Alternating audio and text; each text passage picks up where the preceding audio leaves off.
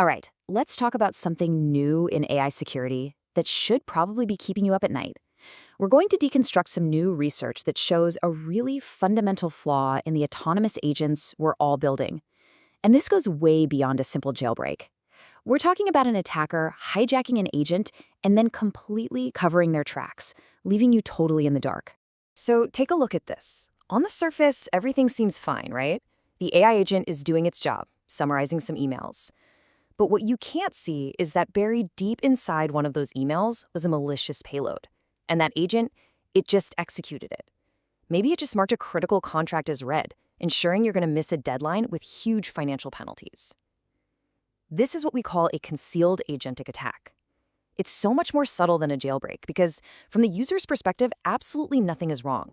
To really get a handle on this threat, we have to make a mental shift. We're not just dealing with chatbots that answer questions anymore, we're building autonomous agents that actually take actions in the world on our behalf. And in doing that, we're creating a brand new and frankly dangerously porous security perimeter. I mean, the whole reason these agents are so powerful is because they can interact with the world, right? They read our emails, they parse documents, they browse websites. But here's the catch. Every single one of those external data sources is an uncontrolled, untrusted input. And that's exactly what makes them not just powerful, but also incredibly vulnerable to manipulation. And this is the part that's so crucial to grasp. The user isn't the attacker here. This isn't about someone trying to trick the AI from their own keyboard. No, this is an indirect attack. The malicious instructions are weaponized and embedded directly into the data, the very stuff the agent is supposed to be working on. The attack comes from the outside, and it turns the agent into an insider threat against the person it's meant to help. This brings us to the real breakthrough in this research, what the attacker is trying to do. See, a traditional attack is usually pretty noisy. Its main goal is just to cause some harm. But a concealed agentic attack is different. It's more like a spy mission. It has to do two things perfectly. First, execute the malicious action, and second, clean up its tracks and lie to the user about what it just did. And this quote just nails the problem, doesn't it? It's the ultimate inside agent scenario. The AI can successfully exfiltrate your data, delete a file, whatever, and then turn right around and give you a perfectly plausible, totally benign response. The harm is done, but you're left completely unaware, maybe even thanking the agent for its fabricated summary. Now, I know what you're probably thinking. Hey, can't we just monitor the agent's internal reasoning? Just look at the chain of thought logs. And, in theory, yeah. But in practice, the sheer volume and complexity of those traces, it's like trying to find a single malicious needle in a continent-sized haystack of tokens. It's basically impossible. So realistically, the only thing you or your security team is going to see is that final deceptive output. So that's the theory. But how bad is this problem in the real world? Well, to figure that out, the researchers did something really cool. They put this theory to the test by launching a huge public red teaming competition with some major AI labs and government security agencies. They got 464 participants to join in, a whole mix of security researchers, hobbyists, and pro red teamers, all competing to create the most effective and, crucially, the most stealthy attacks they could come up with. And the results were, well, staggering. Throughout the competition, these red teamers came up with over 8,600 successful attacks. And remember, successful here means they were not only harmful, but they were also concealed. They bypassed all the built-in safeguards and fooled the system. And to qualify, each attack had to get past this really clever two-judge system. First, there was a programmatic tool judge that just verified, yes or no, did the malicious action actually happen? Did that API call get made? Then, a second judge, an LLM, scored the agent's final response on how well it lied. An attack only counted as a win if it beat both judges. You had to do the crime and get away with it. The results showed that every single one of the 13 frontier models they tested was vulnerable. Now, the attack success rates, or ASR, were all over the place, from pretty high to very low.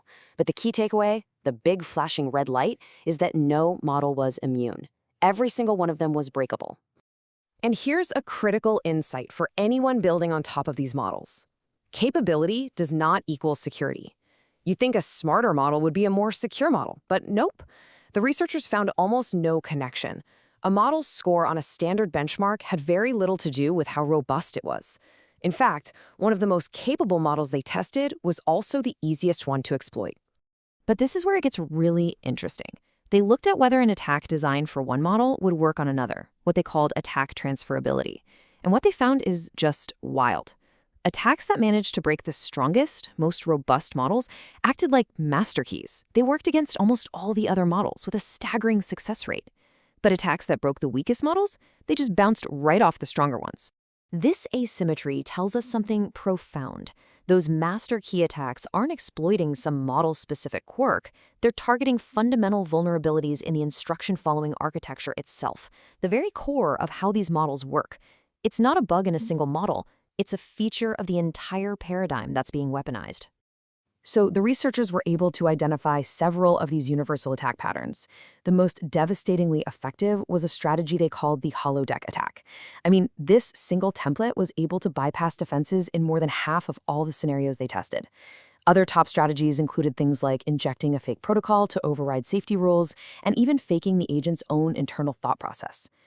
So how does this holodeck attack work? Well, this is a simplified example of the payload. Basically, the attacker wraps their malicious command in what look like system-level or simulation control tags. This tricks the model into thinking that its safety rules and ethical guidelines don't apply here, because it's just a simulation. It's a brilliant piece of social engineering, but aimed at an AI. Okay, so we've seen the threat, we've gone through the research, now for the most important part. What the heck do we, as practitioners, do about it? How do we move from these findings to building real-world defenses? The paper makes it crystal clear that we can't just wait for model providers to solve this. We need to build our own system-level architectural defenses. So here are 3 heuristics you and your team can start experimenting with right now. First, isolate untrusted inputs. Architecturally separate your data plane from your control plane. Think about using a sandbox to parse external documents before you pass a clean summary to your agent. Second, apply aggressive least privilege. If an agent's job is just to summarize, it should have 0 access to a delete file tool. Scope API keys and tool access dynamically. And third, monitor for these attack signatures. I don't mean just scanning the output. I mean inspecting the agent's internal monologue for things like those simulation tags before it executes a command. Before you start building, you need to get your team together and seriously reevaluate your threat model. Ask these questions. How, specifically, does agent autonomy blow up our indirect prompt injection surface area? How do we build detection logic for an adversary whose whole game is to stay hidden? And how does our defense strategy hold up if we get hit with a master key attack that works on any model we might swap in? And you've got to go deeper on detection. How can you validate that the data coming back from a tool, like a web page summary, hasn't been poisoned? What are the real-world trade-offs in your environment in latency, in cost, and effectiveness of monitoring those huge caught traces versus just watching the final output? This dual-objective attack model challenges a lot of our fundamental security assumptions, and we have to adapt. And that leaves us with this final, really critical question. This research shows that the most dangerous exploits aren't little model-specific bugs.